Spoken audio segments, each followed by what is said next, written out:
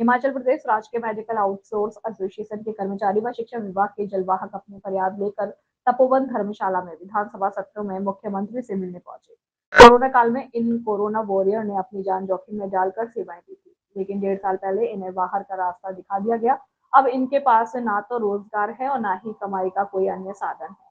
पिछले 1 वर्ष से इन्हें सिर्फ आश्वासन ही मिला है, कोई स्थायी समाधान नहीं मिला। अखिल भारतीय हिंदू महासभा की राष्ट्रीय महासचिव निशा कटोच ने बताया कि अगर सरकार समय रहते इनके लिए कोई स्थायी नीति नहीं बनाती है तो महासभा इन सभी के सहयोग से उग्र आंदोलन का रास्ता अपना सकती है।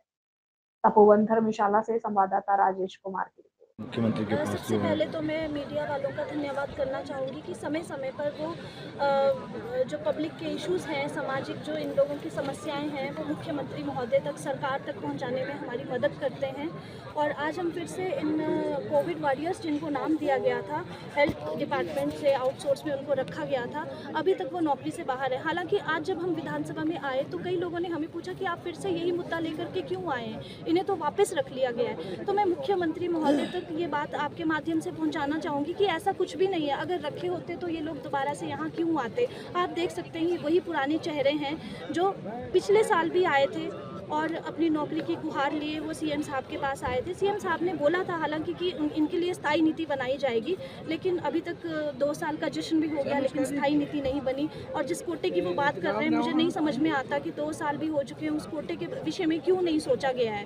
अभी तक ये लोग 2 साल से बाहर हैं, इनके घर का गुजर बसर करना मुश्किल हो गया है। तो थोड़ा इनके लिए संवेदनशील रहें। इनके परिवारों के लिए बहुत ही समस्या इनको सामना करना पड़ रहा है। हमारे साथ देखो कोरोना वाले जो है एम्प्लॉय, वो आप खुद उनसे बात कर सकते हैं कि किस कंडीशन से वो गुजर रहे हैं। हाँ तो भाई आपका हमारे न्यूज़ चैनल में स्वागत है। तो क्या आपको क्या प्रॉब्लम है, क्या आ रही है, जैसे आपको कोरोना काल में?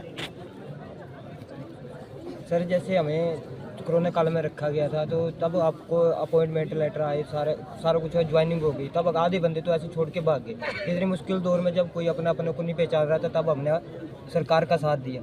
तो बंदा सरकार का साथ तभी देगा जब हमें उम्मीद होगी हम सरकार हमारे साथ देगी। लेकिन उन्होंने हमारा कोई साथ नहीं दिया। 3 साल जो साथ देने के बाद उन्होंने हमें निकाल के फेंक दिए बाहर कि आप जो मर्जी करें। हमें 2 साल हो गए निरंतर भटकते हुए। 1 साल हम शिमला भी गए, वहाँ पे बोला कि आपको ज्वाइनिंग दी जाएगी, दोबारा रखा जाएगा, लेकिन अभी तक कोई ज्वाइनिंग नहीं हुई। हमें 1.5-2 साल हो गए घूमते हुए। हमारे फादर बोलते हैं पैरालाइज है और मदर थोड़ी मेंटली डिस्टर्ब है। पैसे मिल चुके हैं और सीएम साहब ने भी ये वादा किया था कि हम इनका जल्दी केस ओपन करेंगे, लेकिन अभी तक उनको कुछ भी नहीं मिला। तो आज वो बेचारी यहाँ पे किसी वजह से आ नहीं पाई। लेकिन हम तो यही कहते हैं कि सर एक विनती करते हैं कि हमारे कोरोना वालों का कुछ सोच लो, हमें दोबारा ड्यूटी पे रख लो। जो आप यहाँ जो विधानसभा का आज पहला सत्र है जी और पहला दिन है, तो आप सरकार से आपकी क्या मांग रहेगी? मांग तो सर यही है कि हमारे लिए हमें पहले तो रीज्वाइनिंग करवा दो, कोई पॉलिसी बनाई जाए। हाँ एक पॉलिसी बनाई जाए ताकि हमारा घर का जो है सिस्टम सही हो जाए। तो हमारे साथ एक शिक्षा विभाग के जो है जलवाहक, हाँ, वो अपनी फरियाद लेकर मुख्यमंत्री के पास हम कि उनको प्रॉपर तरीके पर लाना पड़ेगा। तो जैसे आज अब कोविड वॉरियर्स की हम बात कर लें तो ऐसा एक समय था जब कोई हाथ नहीं लगा रहा था।